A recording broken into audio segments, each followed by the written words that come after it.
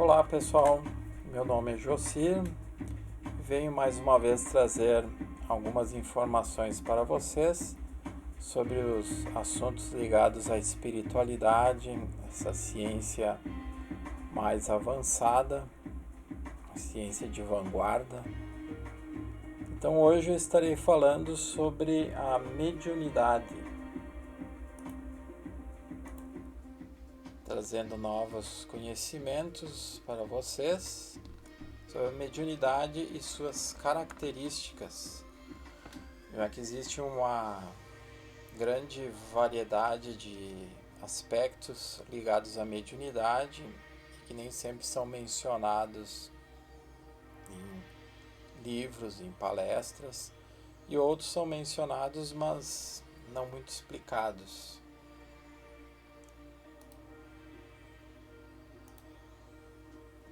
Então, iniciando o tema de hoje, a mediunidade pode ser interpretada como um nível de sensibilidade a tudo, sendo mais ou menos acentuada conforme o ser em relação à capacidade de captar níveis diversos de energias emanadas pelos seres humanos encarnados ou desencarnados e pelos reinos da natureza. Ela é uma decorrência natural da captação energética dos chakras, portanto não tem que ser desenvolvida, mas sim educada e autocontrolada. O potencial a ser desenvolvido pelo ser diz respeito diretamente à evolução que cada um faz ao longo de sua encarnação. Dizia Lacerda, José Lacerda de Azevedo, criador da apometria, que a mediunidade, sem ser educada, sem ser autocontrolada, é igual a um rádio que não tem botão de volume. Toda vez que se liga ao rádio, o volume vai nas alturas. Então, no momento que o ser começa a fazer um autocontrole, começa a educá-la e adquirindo conhecimento e o aprimoramento interno, essa mediunidade seria o equivalente a colocar o botão de controle de volume e permitir assim que ela seja bem utilizada. Então, se o encarnado está evoluindo como um ser humano, voltado para o bem, o padrão mental e emocional tendem a se elevar.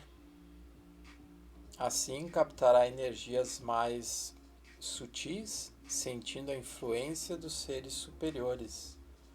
Caso contrário, ficará com sua mediunidade ou sensibilidade sempre captando energias densas de ambientes, pensamentos negativos de quem estiver por perto, e seus chakras estarão constantemente bloqueados.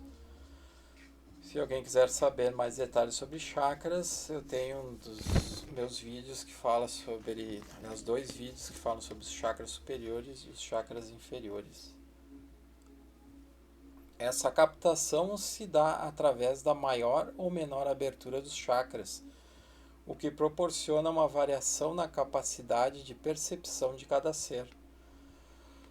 Então podemos dizer que a mediunidade está diretamente ligada ao estado que a pessoa está no momento e quanto seus chakras vão captar, vão receber as energias do meio ambiente onde vive.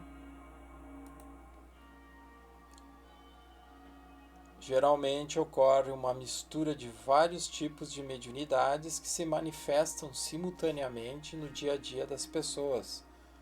Ora uma mais intensa, ora outra. Na maioria das vezes, essas captações ocorrem de forma inconsciente. No dia a dia, então, nós vivemos várias situações onde na lida com as pessoas, nos ambientes que frequentamos, as vários tipos de mediunidade se manifestam sem que as pessoas se deem de conta, sentindo vários sintomas, mesmo físicos, devido a essas variações de energias, que às vezes podem ser boas, às vezes podem ser ruins, desagradáveis. Portanto, um dos maiores mitos em relação à mediunidade é que ela se manifesta apenas dentro de um centro espírita ou dentro de um grupo espiritualista ou mesmo umbandista. Então, a mediunidade ela se manifesta sempre. A mediunidade se manifesta também para despertar no ser a percepção de uma realidade que existe além dos 5 sentidos físicos. A revelia da própria vontade, a mediunidade termina se manifestando a partir de uma idade específica, sem regras, o que pode gerar bem-estar ou mal-estar. Assim, o médium é um intermediador passivo, ou não, entre as diferentes dimensões da vida. Sem dúvida que a pessoa, tendo conhecimento sobre si mesma e sobre a espiritualidade em geral, ajudará muito a entender as sensações que a captação extrafísica pode proporcionar. Como muitos autores falam, somos todos médiuns, todos temos essa capacidade, essa sensibilidade de captar as energias, as situações extrafísicas nas quais vivemos. A diferença é que uns são mais sensitivos e outros menos. Mesmo não acreditando nessa possibilidade, nessa capacidade, mesmo assim nós temos esse nível de captação. Para as crianças, o ideal deveria ter a presença constante de um adulto com conhecimento sobre o assunto, para poder ajudá-las a entender as manifestações de sua sensibilidade. Esse potencial muitas vezes pode ser compulsório por questões kármicas, devido ao mau uso da mediunidade em outras vidas. Não raro, a maioria dos encarnados e desencarnados já tiveram iniciações em outras existências, onde se aprendeu com mestres de luz, a desenvolver e praticar os potenciais psíquicos. Infelizmente, no passado, a maioria de nós optamos por usar os conhecimentos sobre a vida extrafísica e a mediunidade para tirar proveito próprio. Assim, o médium terá que aprender a lidar e canalizar todo esse potencial para um bem maior, elevando-se mais e mais. Então, ao longo da nossa história evolutiva, das várias encarnações que já tivemos, passamos por ao menos uma existência onde tivemos essas chamadas iniciações, onde recebíamos, como numa escola ou numa faculdade, informações referentes a todos esses aspectos da espiritualidade, da evolução, das energias, dos chakras, dos corpos sutis, do karma, dos potenciais que a mente tem. Só que, infelizmente, passamos a usar por questões de ego naquela encarnação de uma forma negativa. Então, quanto mais débito, quanto mais desequilíbrio foi feito com os potenciais psíquicos que desenvolvemos naquela época ou naquelas épocas, mais karmas geramos e, em consequência, mais desequilíbrio foi promovido, vamos dizer assim. E aí, muitas vezes, numa nova encarnação, não necessariamente na imediatamente seguinte, temos que, lá pelas tantas, reencarnar com esse potencial psíquico desenvolvido, mais desenvolvido, e aí temos que empregá-lo para o bem. E aí descobrirmos em nós essas características, desenvolvê-las para o bem e praticá-las para o bem. É, sem dúvida, um desafio, mas uma necessidade.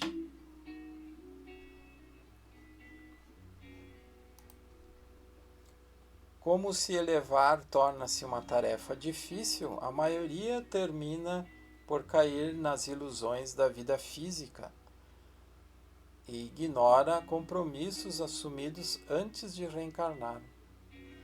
Esses compromissos assumidos antes de reencarnar são referentes à própria evolução.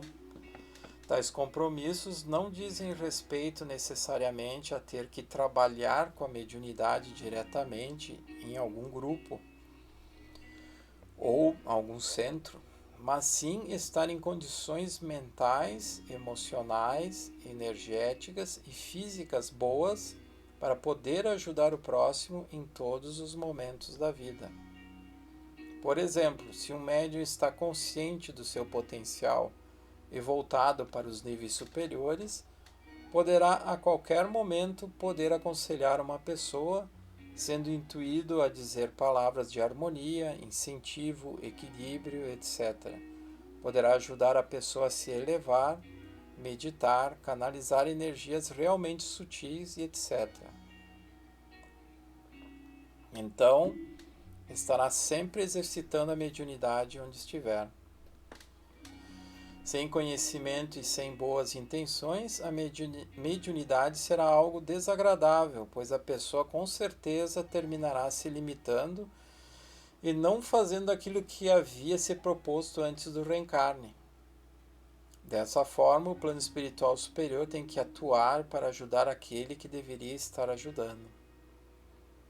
Ao invés do encarnado desempenhar a sua tarefa como um ser humano em evolução, termina recaindo em velhos desequilíbrios cometidos em outras existências.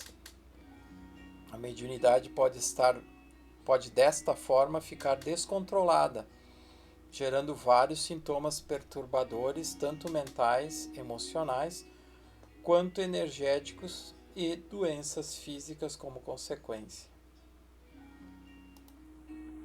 Percebi ao longo dos anos e ouvi falar várias vezes pessoas que disseram que foram em algum centro espírita ou algum grupo espiritualista ou algum centro de umbanda e falaram para elas que elas tinham que trabalhar, desenvolver a mediunidade.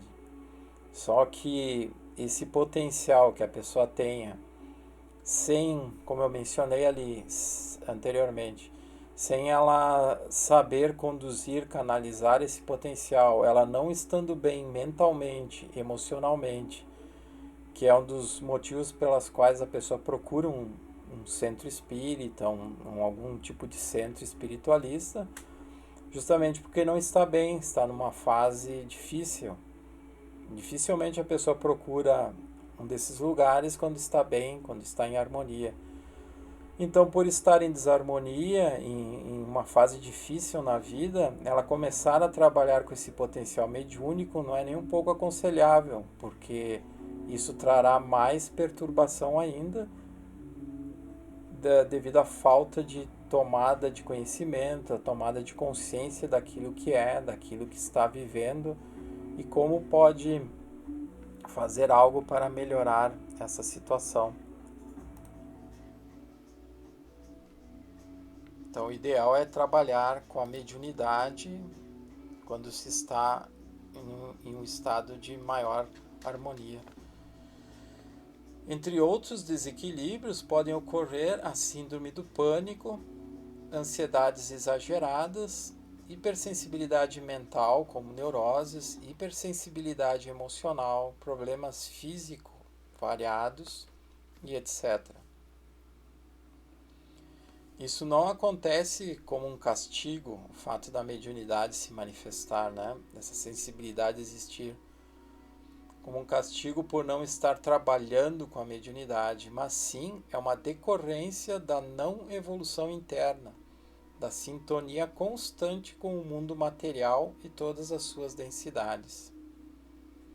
Conforme o nível de interação do médium com o meio em que vive, ele poderá sentir sensações de doenças físicas, acreditando que tais sintomas são do seu corpo físico.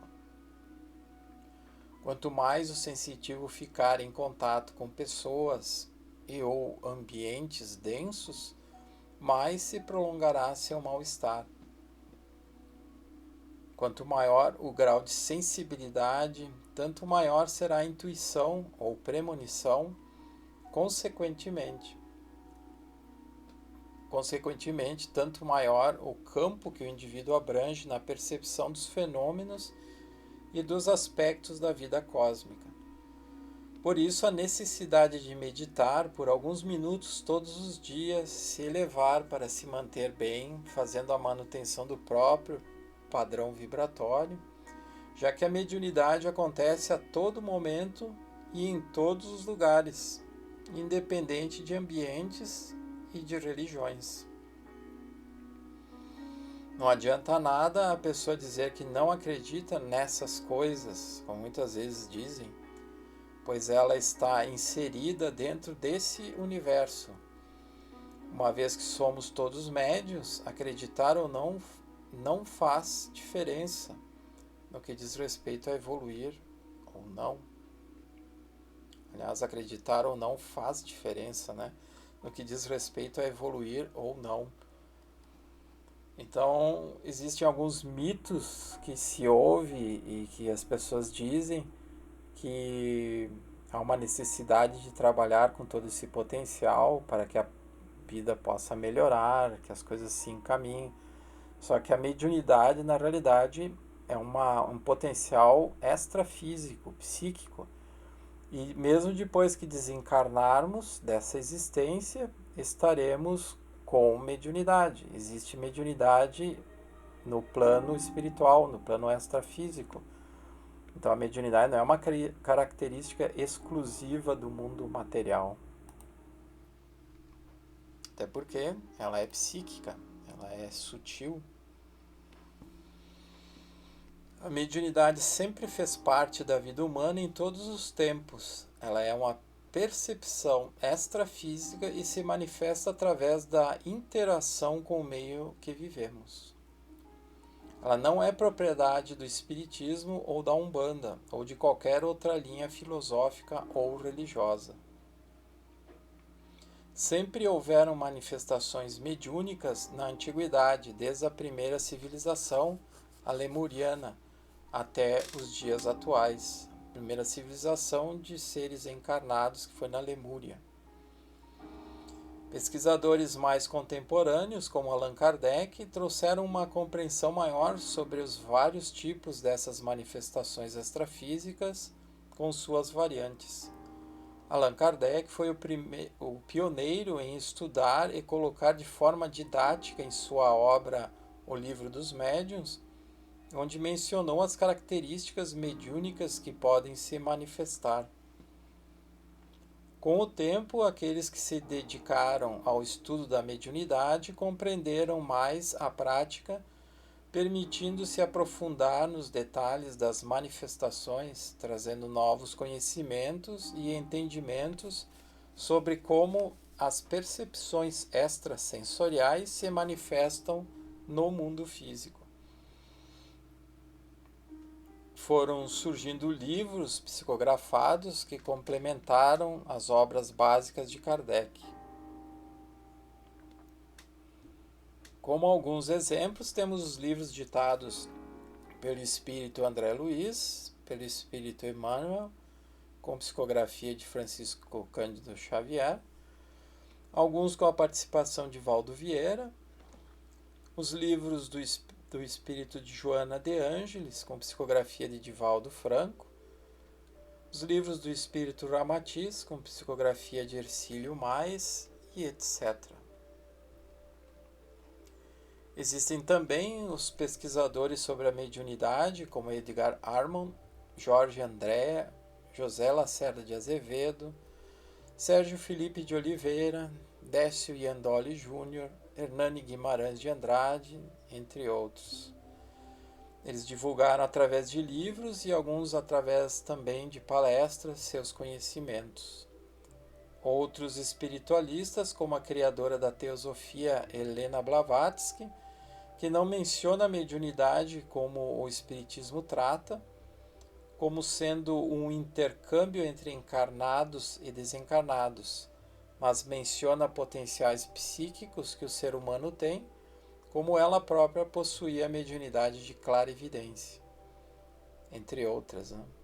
Outros teosofistas, seus seguidores, como Annie Besant, Alice Bailey, Charles Leadbeater, José Trigueirinho Neto, etc., todos seguiram mencionando a percepção do mundo sutil pela mediunidade, embora eles não citem a palavra mediunidade.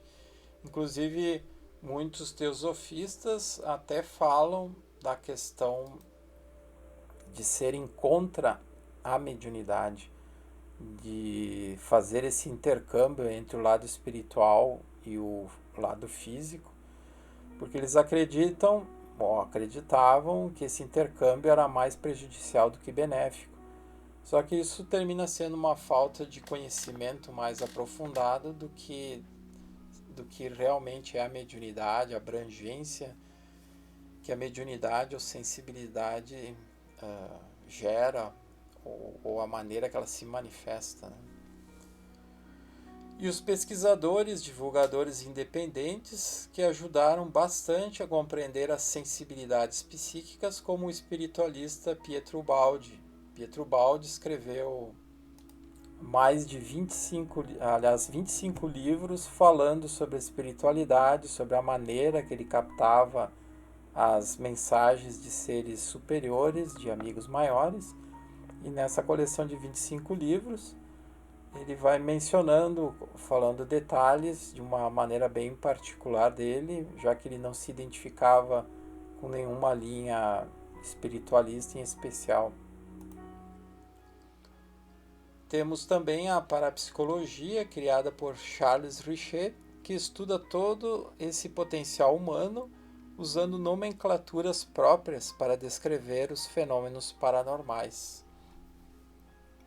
Na parapsicologia existe a corrente católica, que menciona todos os fenômenos paranormais como sendo exclusivamente frutos da força mental do encarnado. Existe a corrente espírita, que inclui a intervenção dos espíritos e que se soma às energias, vontade dos encarnados.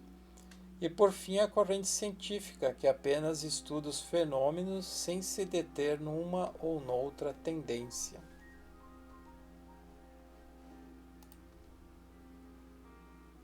Acredito que seja importante estar atento para sempre continuar pesquisando e se atualizando, considerando que muitos grupos espíritas ou espiritualistas continuam hoje com seus conhecimentos baseando seus trabalhos espirituais nas informações passadas nos livros do século XX apenas. Livros que começaram a ser psicografados graças à mediunidade do Chico Xavier em 1938, me parece que em 1935, com o primeiro livro que ele lançou, Cartas de uma Morta. E se formos observar essas várias fontes de psicografia, podemos notar uma evolução nas informações, detalhes que foram sendo trazidos pelo plano superior para o plano físico através da mediunidade, mas que, como eu coloquei ali, tem uma necessidade de uma atualização, como fez José Lacerda de Azevedo, lá quando lançou o livro Espírito e Matéria, em 1988, onde ele trouxe realmente uma atualização do método da apometria, trazendo todo um novo conhecimento em detalhes sobre como interagir. E esse livro, Espírito e Matéria, embora muito revolucionário para a época, hoje em dia muitas das coisas que estão ali já foram superadas, já é ultrapassado. Então vocês veem aí a necessidade de uma atualização constante para que se saiba o que está fazendo, o que se está percebendo a nível de plano espiritual da realidade que estamos vivendo diante das transformações que estão ocorrendo no planeta. Sabemos que o universo não para e a espiritualidade evolui constantemente, assim como o planeta está em plena mudança evolutiva. Por falta de conhecimento e dedicação nos estudos da mediunidade e da espiritualidade em geral, é que vemos as pessoas com muitas dúvidas e interpretações erradas sobre o assunto. Ideias distorcidas, tais como: se não trabalhar com a mediunidade, nada dará certo na vida. Isso aí eu já ouvi várias e várias vezes, pessoas comentarem comigo isso. Se ler livros espíritas, a mediunidade se desenvolve. O outro erro não tem nada a ver com a questão mediunidade. A mediunidade é um karma. Em termos, se a gente for analisar, por um lado, a mediunidade é um karma no sentido de nos despertar para algo superior, mas as nossas atitudes podem fazer com que esse karma seja harmonizado e através da mediunidade, dessa sensibilidade voltada para o bem, as atitudes do ser voltada para o bem, vai desfazer esse karma, vai harmonizar o ser na sua evolução e eliminando o próprio karma.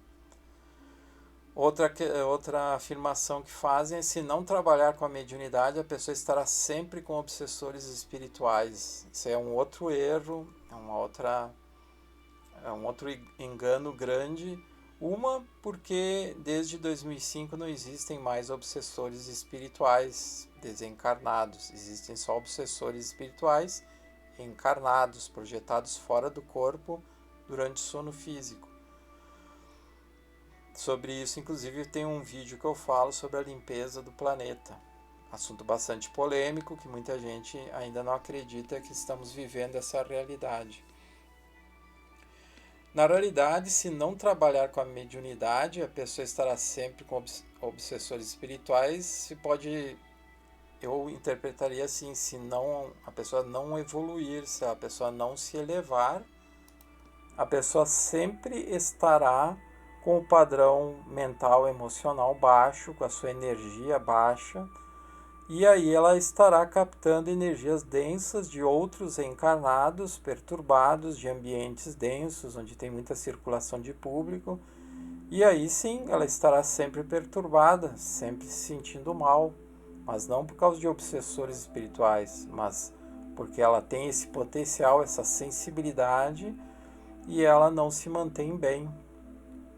Então são afirmações que as pessoas muitas vezes fazem ao longo do tempo, em certos grupos, e que na realidade não condiz com a realidade dos fatos. Então aqui eu coloquei as fotos de algumas pessoas famosas, alguns conhecidos escritores, pesquisadores. Então temos a Helena Blavatsky, que eu mencionei antes, a criadora da teosofia. Aqui ao lado tem o Allan Kardec, acho que dispensa qualquer apresentação, né? O iniciador do espiritismo, do movimento espírita, como ciência, filosofia e religião no sentido de elevar o ser para algo superior. Ao lado, Bezerra de Menezes, o grande divulgador do espiritismo aqui no Brasil no início do século XX, onde ele trouxe todo um conhecimento e ajudou a fundar o primeiro centro espírita no Brasil, no Rio de Janeiro. Ele era médico, bastante caridoso, ajudou muitas pessoas através da medicina. Aqui temos Charles Leadbeater, que foi um seguidor da Helena Blavatsky, teosofista, escreveu vários livros também.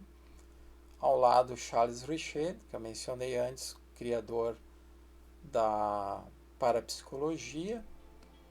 Aqui embaixo, Annie Besant, que também é uma seguidora da Helena Blavatsky, que escreveu vários livros também sobre a espiritualidade, sobre as percepções extrafísicas.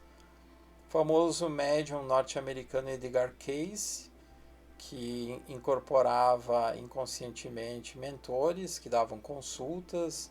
Ele tinha uma percepção também extrafísica, ele fazia projeção astral consciente e no plano espiritual ele acessava essa realidade espiritual superior.